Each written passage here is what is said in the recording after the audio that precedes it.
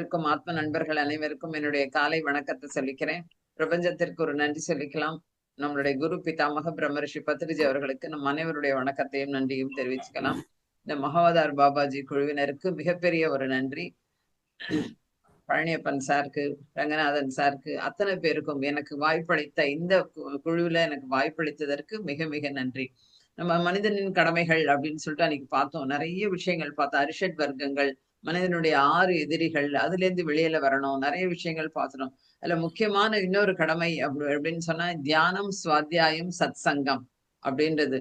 தியானம் நம்ம ஒரு விஷயம் தெரிஞ்சு போச்சு. நமக்கு ஒரு தியானம் கிடைக்கிறதுக்கே எத்தனையோ பல நூறு ஜென்மாக்கள் தவம் இருந்தாதான் கிடைக்கும் அப்படின்னு சொன்னோம்.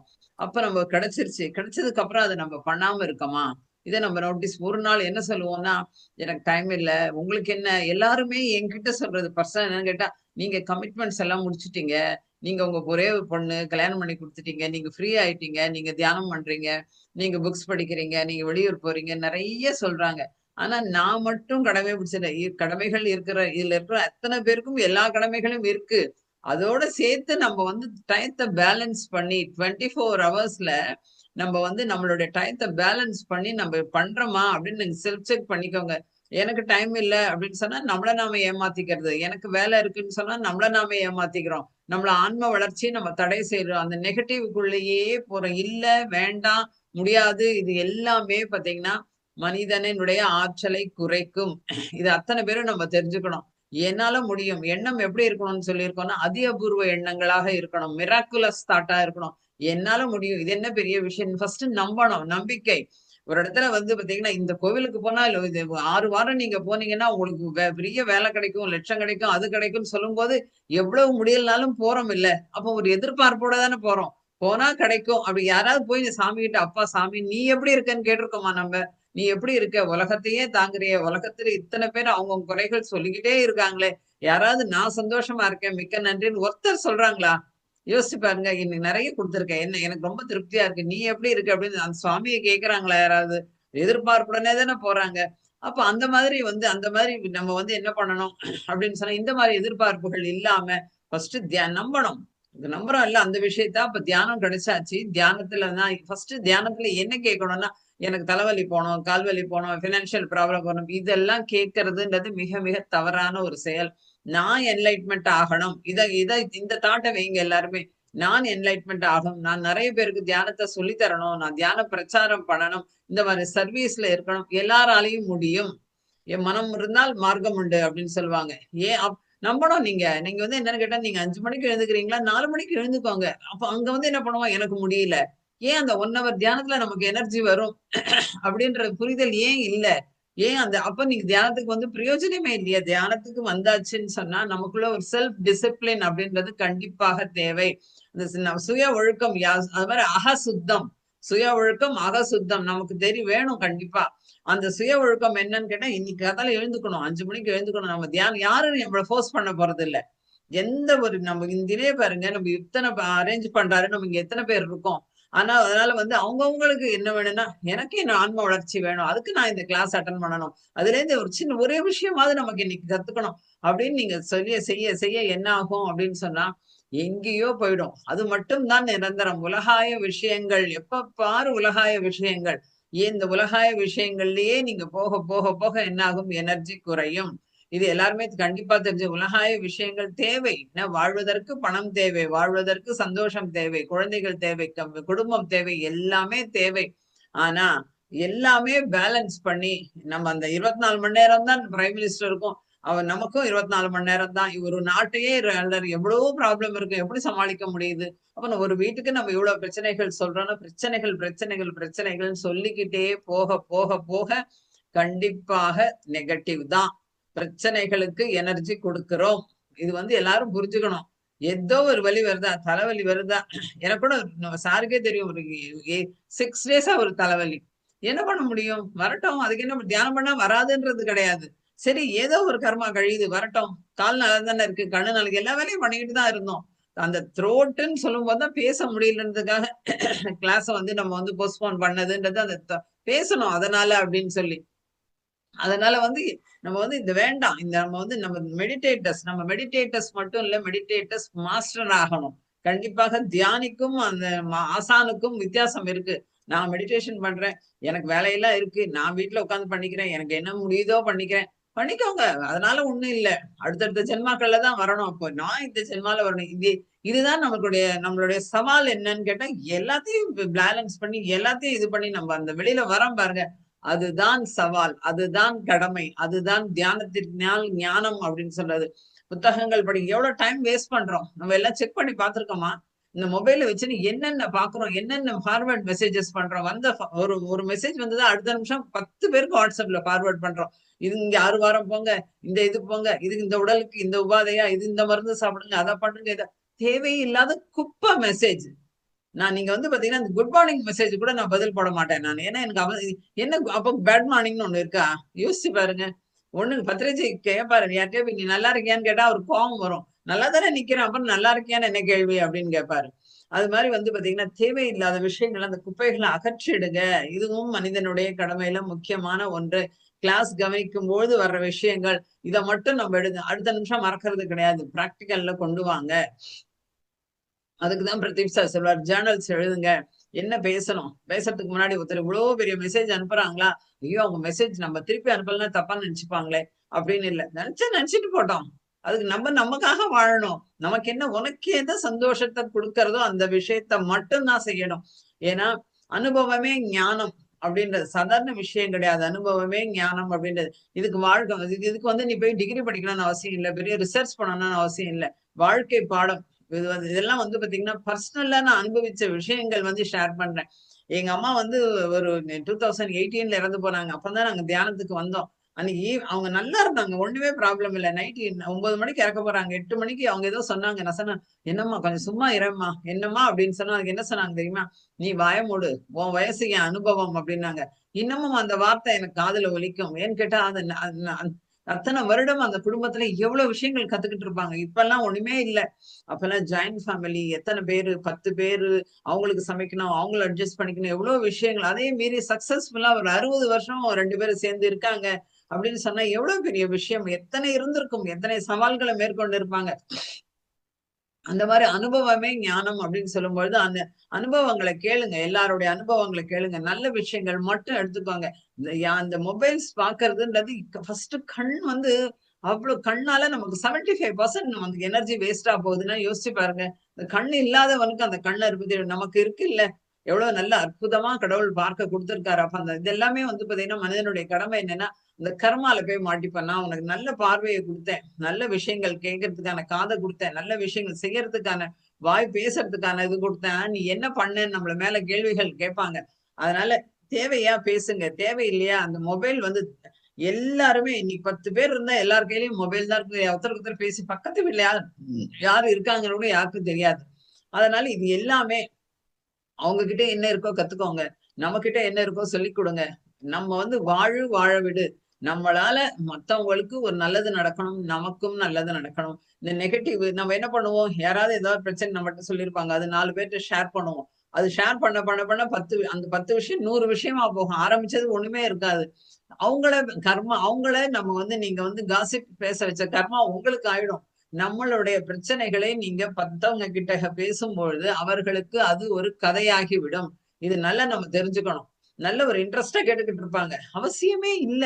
அதனால ஏதாவது சரியா போதா, ஏதாவது ப்ராப்ளங்கள் சரியா போதா, யோசிங்க முதல்ல. பேசுறத குறைங்க.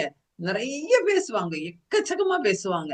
எந்த நேரம் வேணா போன் பண்ணுவாங்க. ஒருத்தருக்கு போன் பண்றதுக்கு முன்னாடி யோசிங்க. இனிமேல் இவங்களுக்கு பண்றமே ஒரு மெசேஜ் போட்டு நான் பண்ணட்டுமா அப்படின்னு. என் பொண்ணு கூட எங்க வீட்டுல மெசேஜ் போடுவா, அம்மா நீ ஃப்ரீயா இருக்கிறியா, நான் வரட்டுமா இன்னைக்கு வீட்டுக்கு, நீ கிளாஸ்ல இருக்கியா, ரெஸ்ட் எடுத்துட்டு இருக்கியான்னு போடுவா. ஏன்னா அதுதான் டிசிப்ளின். இது பெருமைக்காக சொல்லிக்கிறேன். நாங்க பிராக்டிஸ்ல கொண்டு வந்த விஷயத்த சொல்றோம்.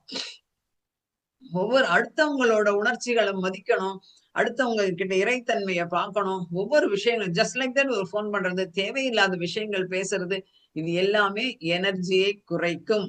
நான் வந்து ஒரு உண்மையான ஆன்மா, வளர்ச்சி அடைந்த ஆன்மாவாக இருக்கணும் அப்படின்னு சொன்னா இந்த தியானம்ன்றது உயிர் போல நமக்கு. அந்த மாதிரி உட்கார்ந்து அந்த தியானத்தை ஒரு நாள் விடாம நீங்க பிரச்சனையா கண்ண மூடி உட்கார்ந்து மூச்ச கவனிங்க. உங்களுக்கு ஏதாவது ப்ராப்ளமா கண்ண மூடி உட்கார்ந்து சமைக்கிறீங்களா? சமைக்கிறதுக்கு 10 நிமிஷத்துக்கு முன்னாடி உட்கார்ந்து நீங்க வந்து கண்ண மூடி உட்கார்ந்து தியானத்த பண்ணுங்க. அந்த தியானத்த எனர்ஜியோடயே இருங்க. வீட்ல இருக்கவங்க கிட்ட பேசுறது, மெய்ட்ஸ் கிட்ட பேசுறது சந்தோஷமா இருக்கலாம். எதுவுமே நம்ம வந்து யாரையும் வெறுக்கணும்னு சொல்லல. மௌனமாவே இருங்கன்னு சொல்லல. சந்தோஷமா இருக்கலாம். ஆனா தேவையில்லாத பேச்சுக்கள், தேவையில்லாத விஷயங்கள் இது வந்து நிஜமாவே வந்து பாத்தீங்கன்னா, அந்த எனர்ஜிய வந்து அந்த அளவுக்கு குறையும். இதுதான் நம்ம தியானத்தோட மகிமை. அடுத்தது ஸ்வாத்தியாயா அப்படின்னு சொன்னா புத்தகங்கள் படிங்க. என்னால படிக்க முடியல அப்படின்னா, படிக்கலன்னா போ. உனக்கு தான் இது. யாரும் யாரையும் ஃபோர்ஸ் பண்றது இல்ல.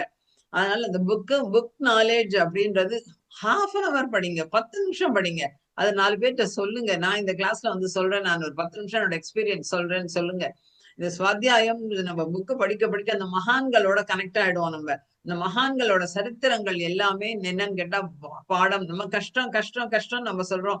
ராமகிருஷ்ண பரமஹம்சர் படாத கஷ்டமா, ரமணர் படாத கஷ்டமா, புழு உடம்புல இருந்து வந்து ரமணருக்கு. இன்னைக்கு ரமணரை மகான் ஏன் சொல்றோம் நம்ம அப்படின்னு சொல்லிட்டு. அந்த மாதிரி எவ்வளவு கஷ்டங்கள் பட்டிருக்காங்க. நம்ம கஷ்டங்கள்லாம் ஒண்ணுமே இல்ல. கிருஷ்ண பரமாத்மா படாத கஷ்டமா யோசிச்சு பாருங்க. அந்த ஜெயில்ல சிறை வாழ்க்கையில எப்படி இருந்தார் அவரு? எவ்வளவு கஷ்டப்பட்டாரு.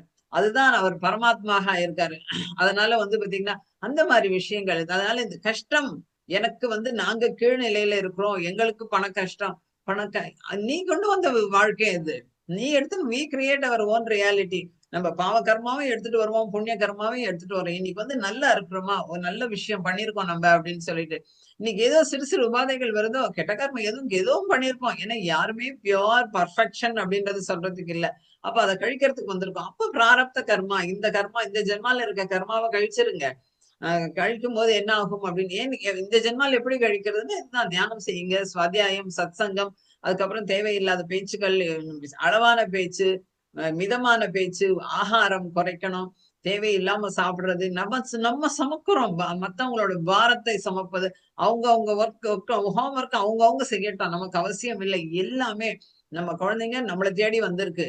ஒவ்வொன்னும் வந்து அவங்க அவங்களா வர்றதுதான். நம்ம இந்த வாழ்க்கையை நாம தேர்ந்தெடுத்தோம். இந்த வீட்ல நம்ம கல்யாணம் பண்ணிக்கிறோம். நம்ம தேர்ந்தெடுத்திருக்கோம். இந்த அம்மா, அப்பாவ நம்ம தேர்ந்தெடுத்திருக்கோம்.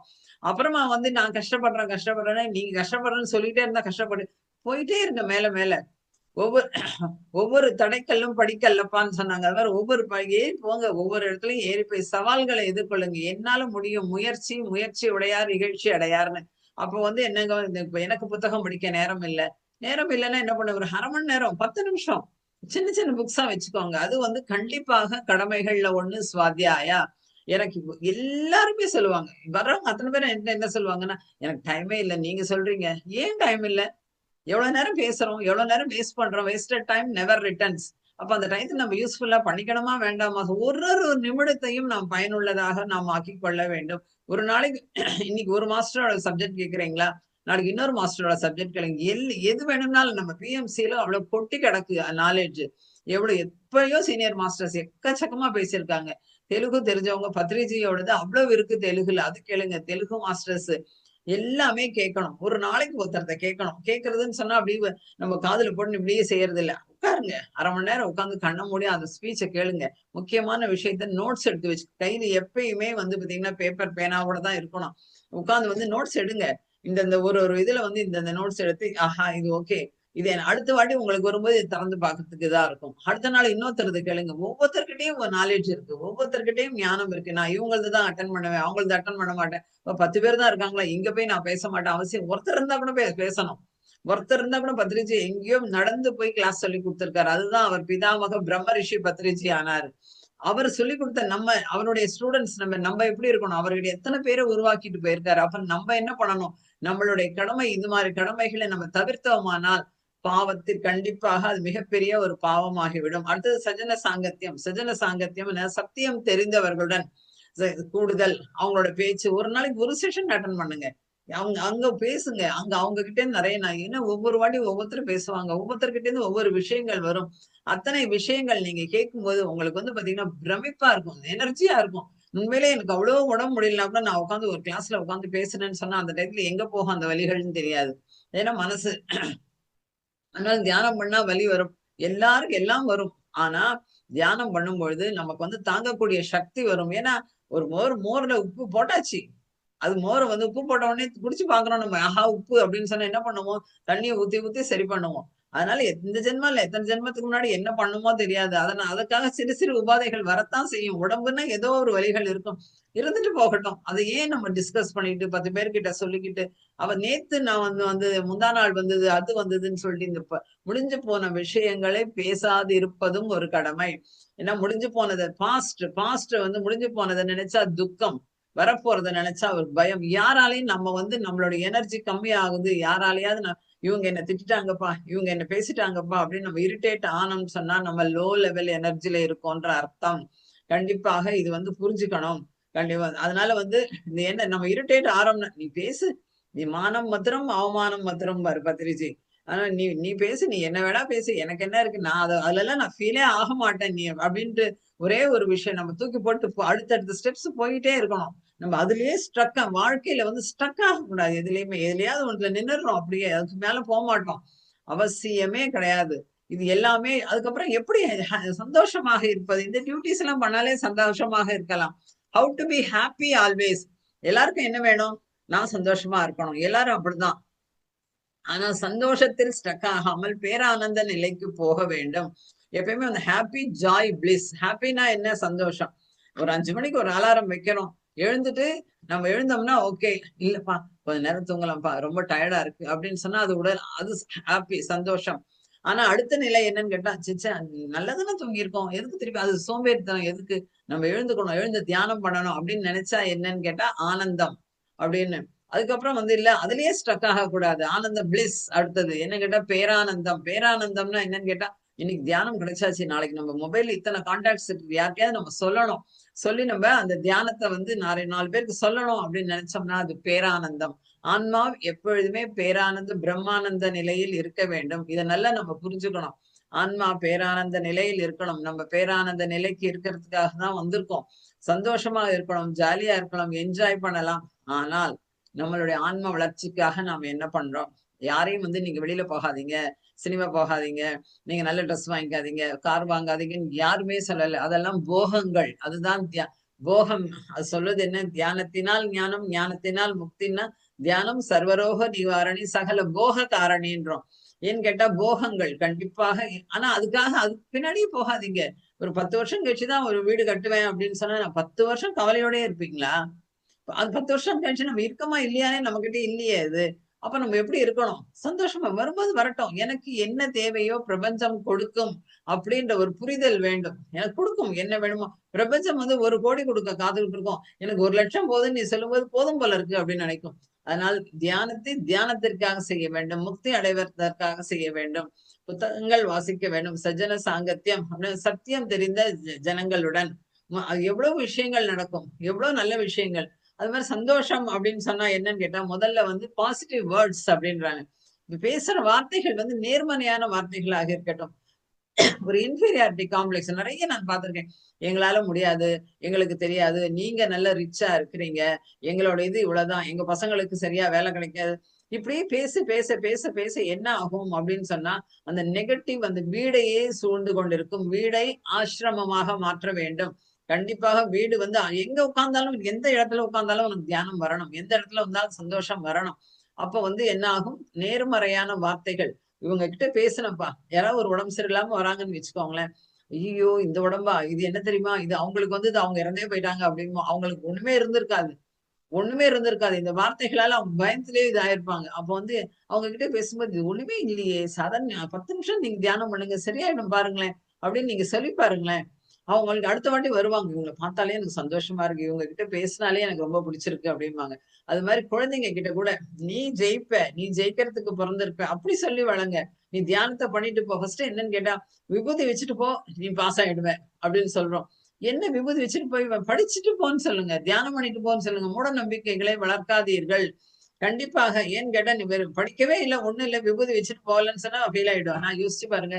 அப்ப வந்து என்ன? அப்ப நீ வந்து படிச்சுட்டு போன்ற ஒரு ஞானத்த குடுங்க அந்த குழந்தைங்களுக்கு. அவன் என்ன பண்ணுவான்? ஐயோ! விபூதி வைக்கலையே! நம்ம சரியா எழுத மாட்டோமோ! மைண்ட்ல அவன் படிச்சது கூட மறந்து போயிடுவான். யோசிச்சு பாருங்க அப்போ. ஞானத்தை கொடுங்கள். பூனை குறுக்க போனா அப்படின்றுவோம் அடுத்தது.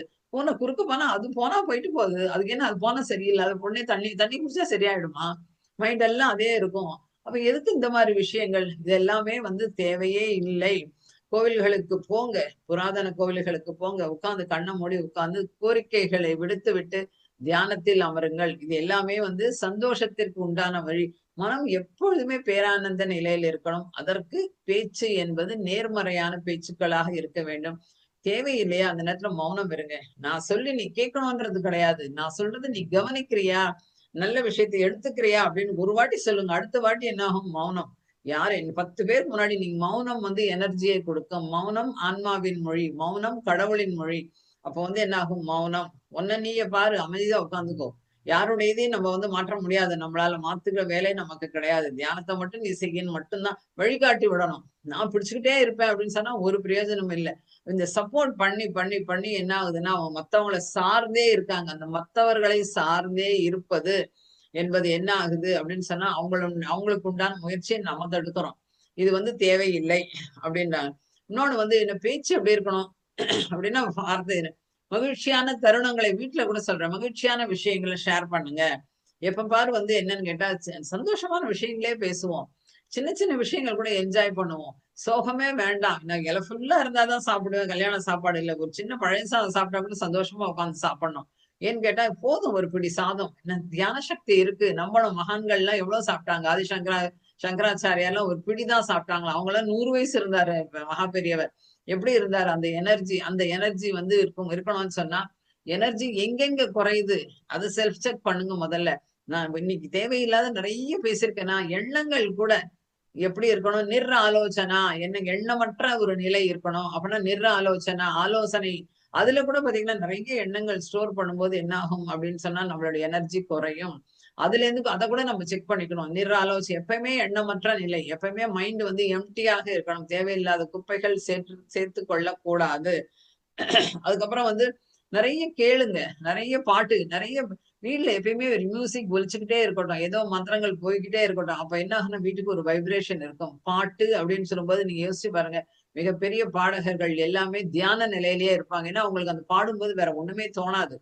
வேற ஒண்ணு அந்த 3 மணி நேர கச்சேரில நம்ம தான் பலத யோசிச்சுட்டு இருப்போம். அவங்க அதையே நினைச்சுக்கிட்டு இருப்பாங்க.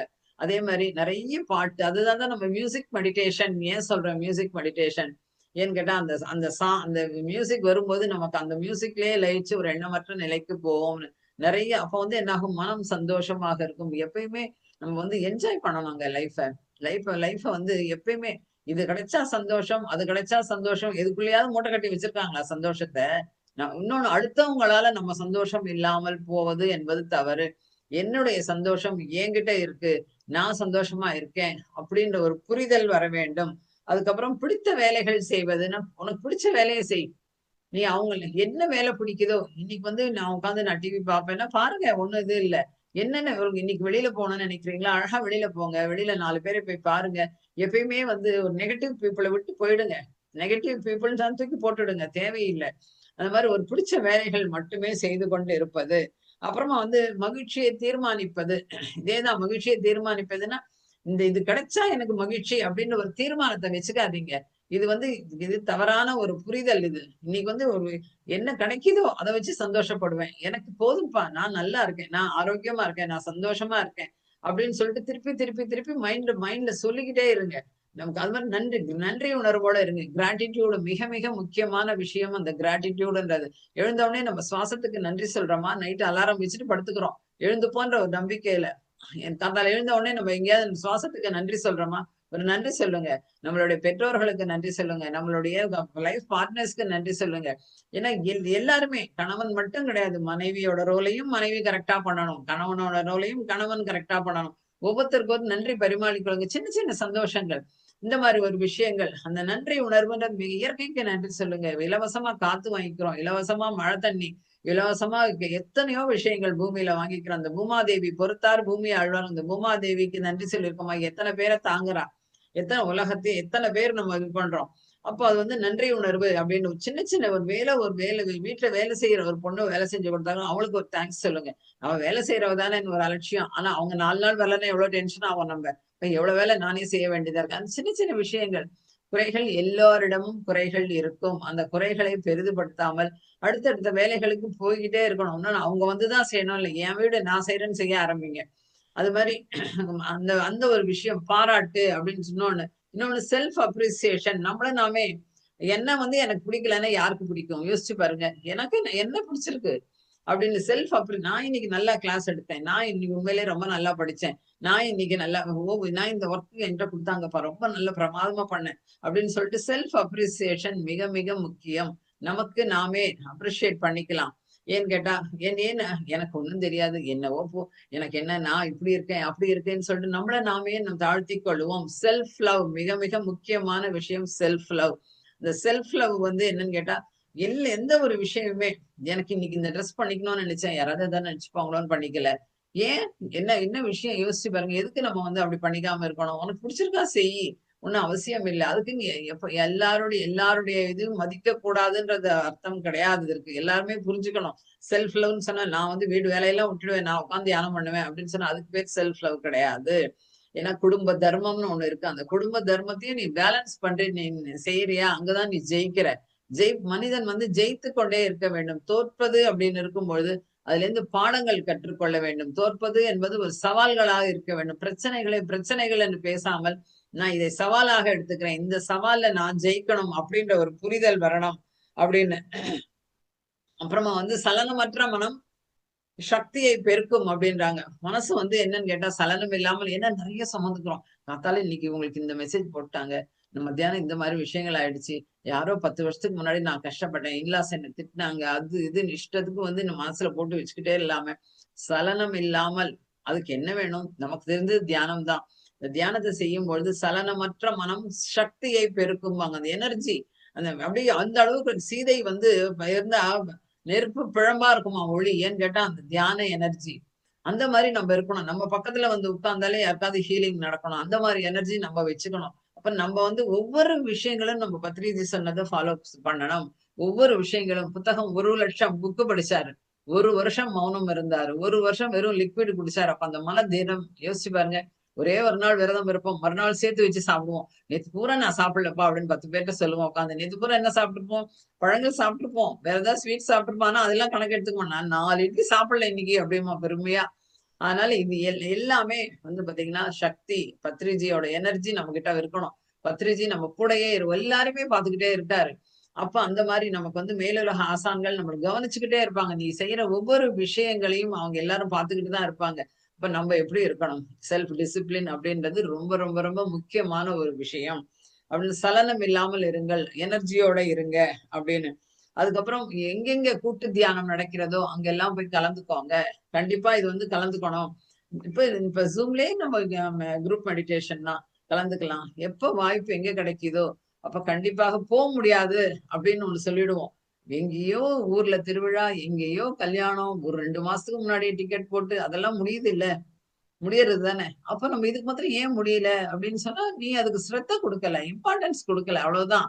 இந்த புத்த பூர்ணிமா நடக்கும்போது அகஸ்தியர் பிரமிட்ல 4 நாள் கொண்டாடுறாங்க. 1 நாள் கலந்துக்கோங்க. கண்டிப்பா முடியும். குழந்தைங்கள பழக்கப்படுத்துங்க. அந்த மாரி ஆரம்பத்துல இருந்தே இந்த இடங்களுக்கு நான் கூட்டு போறேன். 1 நாள் போயிட்டு வரேன். நம்ம பண்ற செலவுகள் வந்து நல்ல விஷயங்களுக்கு செய்யலாம். பணம் வந்து விரயம் பண்ணக்கூடாது. ஸ்பெண்ட் பண்ணலாம்.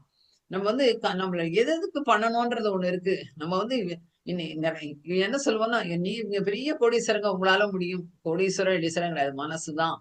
கோடீஸ்வரனாலயும் அவன் மனசு வச்சாதான் முடியும். அதனால அந்த மாதிரி ஒரு விஷயங்கள் வந்து நீங்க வந்து இது பண்ணிக்கோங்க. புத்த பூர்ணிமா நடக்குது. 1 நாள் போலாம். நீங்க போய் பாருங்களேன். நான் ஸ்வீட்ன்னு நான் சொல்றேன். நீங்க சாப்பிட்டு பார்த்தா தானே ஸ்வீட்டா என்னன்னு தெரியும். அப்போ வந்து நீங்க அந்த மாதிரி இடங்களுக்கு கூட்டு தியானத்திற்கு கண்டிப்பாக வீட்ல இருக்க 5 பேர் இருக்கீங்களா? 5 பேர் சேர்ந்து உட்காருங்க. வீட்ல இருக்க ஒரு அம்மா ஃபர்ஸ்ட் உட்காருங்க முதல்ல. டெய்லி பண்ணுங்க. அவங்க கிட்ட இருக்க மாற்றத்த பார்த்துட்டு அவங்க என்ன பண்ணுவாங்க? ஆஹா இவ்வளவு மாற்றம் வந்திருக்கு. நம்மளும் செய்யணும் அப்படிம்பாங்க. நீங்க வந்து உட்கார்ந்துருங்க. இந்த 1/2 மணி நேரம் எனக்கான நேரம். நான் தியானத்துக்காக உட்காருவேன் அப்படின்னு உட்காரணும் அப்படின்னு சொல்லிட்டு. அதுக்கப்புறம் என்னன்னு கேட்டா, நோ கம்ப்ளைண்ட்ஸ் அப்படின்னா. சந்தோஷமா வாழணுமா? யார பத்தியும் கம்ப்ளைண்ட் பண்ணாத. அவசியமே இல்ல. நம்ம ஹஸ்பண்ட பத்தி, நம்ம ஒய்ஃப பத்தி, நம்ம பசங்கள பத்தி நம்ம கம்ப்ளைண்ட் பண்றதுனால ஏதாவது பிரயோஜனம் இருக்கா? அவங்கள சார்ந்து தானே நம்ம இருக்கோம். அந்த வீட்ல வந்து நம்ம யாரையோ அட்ஜஸ்ட் பண்ணிக்கிறோம். வீட்ல இருக்கும் உறுப்பினர்களை அட்ஜஸ்ட்மென்ட் கண்டிப்பாக செய்து கொள்ள வேண்டும். அப்போ வந்து என்னாகும் கம்ப்ளைண்ட்ஸ் வராது. இங்கேருந்து வாக்கிங் போவாங்க. அந்த கிரவுண்ட்ல உட்கார்ந்துட்டு அவங்கவங்க வீட்டு விஷயங்கள் அந்தந்த குப்பைய ஒவ்வொருத்தர்ட்டயும் ஷேர் பண்ணுவாங்க. இது தேவையே இல்ல. அவசியமே இல்ல. யோசிச்சு பாருங்க. நம்ம வீட்டுக்கு வந்த மருமக, நம்ம பொண்ணு மாதிரி அவள எப்படி நம்ம பார்க்கணும்? அந்த மாரி விஷயங்கள் நம்ம வந்து அந்த மாரி போய்க்கிட்டே இருக்கணும். நல்ல விஷயங்கள் மற்றும் அதனால கம்ப்ளைண்ட்ஸ், நோ கம்ப்ளைண்ட்ஸ். அந்த கம்ப்ளைண்ட்ஸ்ன்றது இருக்கவே கூடாது. குற்றம் சின்ன சின்ன விஷயங்கள கூட அடுத்த நிமிஷம் அவங்க என்ன சொல்லுவோம், ஹஸ்பண்ட் ஆஃபீஸ் போயாச்சா, ஃபோன வச்சுன்னு அவர் என்ன பண்ணாரு தெரியுமான்னு யார்ட்டயாவது ஷேர் பண்ணுவோம். நம்ம அந்த அந்த ஆள் இல்லாம நம்மளால இருக்க முடியுமா? யோசிச்சு பாருங்க. அந்த நபர் இல்லாம நம்ம வாழ்க்கையில. அப்ப எவ்வளவு ஒரு முக்கியமான விஷயம். அது மாரி ஒய்ஃப பத்தி ஆனா மோஸ்ட்லி பார்த்தீங்கன்னா, நான் லேடியா இருந்தாலும் சொல்றேன். 90% ஜென்ட்ஸ் கம்ப்ளைண்ட்ஸ் பண்ண மாட்டாங்க. லேடீஸ் தான் கம்ப்ளைண்ட் பண்ணுவாங்க. அந்த லேடீஸ் மாறணும். ஏன்னு கேட்டா, இவங்களுக்கு பொழுது போகலன்னா கம்ப்ளைண்ட்ஸ் தூக்கிப்பாங்க. அதனால இந்த மாரி விஷயங்கள் மாறணும். அதுக்கப்புறம் மைண்ட்ஃபுல்னஸ். மைண்ட்ஃபுல்னஸ்னா என்னன்னா, முழு கவனம். முழு கவனம்னா என்னன்னு கேட்டா, நீங்க வந்து செஞ்சு பாருங்க. இது எல்லாமே சந்தோஷத்த கொடுக்கும். எந்த ஒரு வேலையையும் முழு கவனத்துடன் செய்ய வேண்டும். முழு கவனம் அப்டின்னா, நீ வந்து சமைக்கிறியா? சமையல்ல மாத்திரம் கவனம் செய். நீ வந்து ஒரு புக் படிக்கிறியா? புக்கு பத்திரம் படி. அதுல ஒரு கிளாஸ் கேட்கிறீங்களா? அப்பா இவங்க எப்ப முடிப்பாங்க? நம்ம எப்ப போலாம்? இது அவசியம் இல்ல. அதனால அந்த ஒவ்வொரு சின்ன சின்ன சின்ன வேலைகளிலும் முழு கவனம் இருக்கும்பொழுது, அது வெற்றியாக கண்டிப்பா வாசல் வரைக்கும் போன வீட பூட்டுனேன்னா தெரியலப்பா. எத்தன பேர் பண்ணியிருக்கோம்?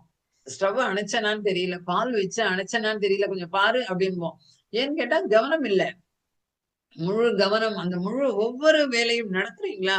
ஒவ்வொரு அடியும் எடுத்து வைக்கும்போது அந்த முழு கவனம் வரணும். ஒரு புத்தகம் படிக்கிறீங்களா? ஒரு 10 நிமிஷம் படிச்சா கூட மைண்ட்ஃபுல்லா படிச்சு நோட்ஸ் எடுங்க. அதாவது மைண்ட்ஃபுல்னஸ் என்பது மிக, மிக ஒரு முக்கியமான ஒரு விஷயம். அதுக்கப்புறம் வந்து கேட்டா டிட்டாச்மென்ட். இது எல்லாருக்கும் வேணும். இன்னைக்கு அதுல கூட நான் வந்து ஒருத்தவங்களுக்கு மெசேஜ் போட்டேன். பந்தம் இருந்தால் துக்கம். கண்டிப்பாக. அட்டாச்மென்ட் அதுக்கு பந்தம் வேண்டாம், சொந்தம் வேண்டாம் யாருமே சொல்லல. ஆனா, அந்த டிட்டாச்மென்ட் அப்படின்றது வேணும். ஏன்னு கேட்டா, ஓவர் அட்டாச்மென்ட்ல இருப்போம். விட்டுடுங்க. அவங்கவங்க வேலைய அவங்கவங்க பார்க்கட்டும். அவங்க ஹோம் ஒர்க் அவங்கவங்க செய்யட்டும். இந்த அட்டாச்மென்ட் இருக்கும். ஒண்ணுமே இருக்காது. நீ சாப்பிட்டியான்னு ஃபோன் பண்ணிக்க. ஏன் அவங்க பசிச்சா சாப்பிட மாட்டாங்களா? யோசிச்சு பாருங்களேன். கல்யாணம் பண்ணி குடுத்தாச்சு ஒரு பொண்ணுக்குன்னா, இங்கேருந்து நீ சாப்பிட்டியான்னு கேட்கறது. எதுக்கு சாப்பிட்டியான்னு கேட்கணும்? நான்லாம் கேட்கவே மாட்டேன் நிச்சயமா. நான் சொல்றது தியானத்துக்கு வந்ததுக்கு அப்புறம். தியானத்துக்கு முன்னாடி அப்படிதான் இருந்தேன். நானும் சராசரியா தான் இருந்தேன். வந்ததுக்கு அப்புறம் இந்த நான் குடுத்து அனுப்பிச்சேனே நீ அத சாப்பிட்டியா? ஒரே ஒரு விஷயம் மட்டும் சொல்லுவேன் நானு என் பொண்ணுகிட்ட சும்மா வேஸ்ட் பண்ணாத. நீ சாப்பிடலன்னா கூட யாருக்காவது குடுத்துருன்னு சொல்வேனே தவிர, நீ சாப்பிட்டியா? நீ என்ன சமையல் பண்ண? என்னவோ சமையல் பண்ணிக்கிறாங்க. என்னவோ சாப்பிட்டு போறாங்க. பசிச்சா சாப்பிடாம இருப்பாங்களா? இதெல்லாம் தான் ஒரு அட்டாச்மென்ட். அதுக்கப்புறம் அவங்க நம்மள நல்லா பாத்துக்கிறாங்களா? அவங்க அவங்க ஃபேஸ் பண்ணட்டுமே. ஆனா அவங்க தானே அந்த லைஃப்ப தேர்ந்தெடுத்துட்டு போயிருக்காங்க. உன்ன உன்ன மாமியார் நல்லா பாத்துக்கிறாங்களா? மாமனார் நல்லா இதெல்லாம் என்ன ஒரு கேள்வி? அவங்க நல்லவங்களாவே இருக்கட்டும். ஏன் நம்ம கெட்டவங்க கெட்டவங்கன்னு நெனைக்கணும் நம்ம. அவங்க நல்லவர்கள் அப்டின்னே நெனைப்போமே. அவங்களுக்கு ஒரு மெச்சூரிட்டி வரும்போது சேர்ந்து நல்லா செய்யட்டுமே. எதுக்கு நம்ம தப்பான ஒரு வழிகாட்டுதலை நாம் கண்டிப்பாக செய்யக்கூடாது. அது மாரி வந்து என் பொண்ணு என்ன பாத்துக்கணும். என் பையன் என்ன பாத்துக்கணும். ஏன் பாத்துக்கணும்? நீங்க யோசிச்சு பாருங்க. எதுக்கு பாத்துக்கணும்? நான் உன்ன எவ்வளவு கஷ்டப்பட்டு படிக்க வச்சேன். அது உன்னோட டியூட்டி. அது நீ வந்து எப்பயுமே நான் செல்ஃபா நல்லா இருப்பேன். நம்மள நாம பாத்துக்கலாம். நம்மள நாம பாத்துக்கணும்னு அதுதான் நம்ம வந்து இப்ப ஒரு லண்டன்ல எங்களுக்கு தெரிஞ்சவங்க ஒருத்தர் இருக்காங்க. 90 வயசு அவங்க. அவங்க தனியா இருக்காங்க. தனியா டிராவல் பண்றாங்க ஒரு லேடி. அவங்க சொல்றாங்க, "1 மாசத்துக்கு ஒரு தடவ என் பொண்ணு வந்து எனக்கு மெடிசன்லாம் வாங்கி குடுத்துட்டு போயிடும்." சந்தோஷமா சொல்றாங்க. யோசிச்சு பாருங்க. நம்ம என்ன பண்ணுவோம்? "இவ்ளோ கஷ்டப்பட்டு வளர்த்தேன். 10 நாள் ஆச்சு. ஒரு ஃபோனாவது பண்ணானா பாத்தியா?" ஏன்? இந்த மாரி கம்ப்ளைண்ட்ஸ் எதுக்கு? இது தேவையே இல்ல. அது எதனாலன்னா ஒரு அட்டாச்மென்ட். அவன் ஃபேமிலி வந்துருச்சுல்ல, அவன் பார்த்துக்கட்டும். நம்ம இதனால என்ன இருக்கு? எப்பயுமே நான் வந்து தனியா இருக்கேன்னு யாருமே கஷ்டப்படாதே. நான் என்னுடன் இருக்கிறேன். இத புரிஞ்சுக்கணும். எங்க வீட்ல எனக்கு 4 ஹவர்ஸ், 5 ஹவர்ஸ் யாரும் இல்லன்னா, உண்மையிலேயே சொல்றேன் நான் நல்லா என்ஜாய் பண்ணுவேன். நான் என் கூட இருக்கேன். எனக்கு புடிச்ச வேலைகள செய்வேன். அதுக்கு நான் தியானமே பண்ணுவேன்லாம் சொல்லல. எனக்கு ஒரு கப்போர்ட் கிளீன் பண்ணணுமா, கிளீன் பண்ணி வைப்பேன். ஏதாவது ஒரு பழைய மூவிஸ் ஏதாவது பார்க்கணுமா உட்கார்ந்து பார்ப்பேன். இந்த 2 மணி நேரம் தியானம் பண்ணணுமா, தியானம் பண்ணுவேன். மொட்டை மாடில போய் அமைதியா உட்காரணுமா உட்கார்ந்துப்பேன். எவ்வளவோ விஷயங்கள். நான் என்னுடன் இருக்கிறேன். இந்த தனிமைன்னு சொல்லிட்டு ஒரு ஏஜ்க்கு அப்புறம் என்ன பண்ணுவாங்க, ஐயோ! ரொம்ப மனசே கஷ்டமா இருக்கு. ரொம்ப யார்ட்டயாவது உட்கார்ந்து ரொம்ப பேசிட்டு இருப்பாங்க. அதனால தனிமையில சந்தோஷம் வருகிறதா? அப்படின்னு யோசிச்சு பார்க்கணும். அதனால இது இது வந்து தேவையில்லை. அதனால ஏன் அந்த டிட்டாச்மென்ட்ன்னு சொல்றேன். இந்த அட்டாச்மென்ட்க்கு உதாரணம் கூட பாருங்க. நம்ம ஏற்கனவே பேசியிருக்கோம். இந்த திருதராஷ்டிரனுக்கு அந்த துரியோதனன் பண்ற அத்தனை விஷயங்களும் தப்புன்னு தெரியும். அதீத பற்றால் அந்த அதீத பற்றால் என்ன பண்ணான்? பாண்டு சொல்லிட்டு போனாரு. ஒரு 5 கிராமம் குடுத்துரு என் பசங்களுக்குன்னு. அது குடுத்துருக்கலாம். அந்த அதீத பற்றால் என்ன பண்ணாரு? கடைசியில என்ன ஆனாங்க? அழிஞ்சு போனாங்க. இது தேவையில்லை. அது மாரி மோகம் அப்படின்னு சொல்லும்போது ராவணன் மிகப்பெரிய ஒரு தியானி, மிகப்பெரிய ஒரு சிவபக்தன். கடைசியில என்ன ஆனா, அது அவன் ராவணனுக்கு தெரியும். நான் பண்றது தப்பு அப்படின்னு சொல்லிட்டு, ஆனா அந்த பண்ண தப்பால ஒரு குரங்கினங்கனால ராவணன் கோட்டையே அழிஞ்சு போச்சு. இந்த மாரி விஷயங்கள் எல்லாமே நம்ம அதுலேருந்து வெளியில வரணும். நமக்கு இது அவசியம் இல்லை. அதனால தான் இந்த டிட்டாச்மென்ட் அட்டாச்டு வித் டிட்டாச் தாமரை இலை தண்ணீர் போல் அப்படிம்பாங்க. ஏன்னு கேட்டா, இருக்கலாம். எல்லாமே இருக்கலாம். இந்த வீட்ட விட்டு போமாட்டேன். இந்த தெருவ விட்டு போமாட்டேன். ஐயோ! இது போச்சே, அது போச்சே, எனக்கு பழக்கமான ஏரியா. இப்படியே நம்ம இருக்கும்போது எல்லாத்தையும் விட்டுட்டு தானே போப்போறோம். ஒண்ணும் கொண்டு போறது இல்லல்ல.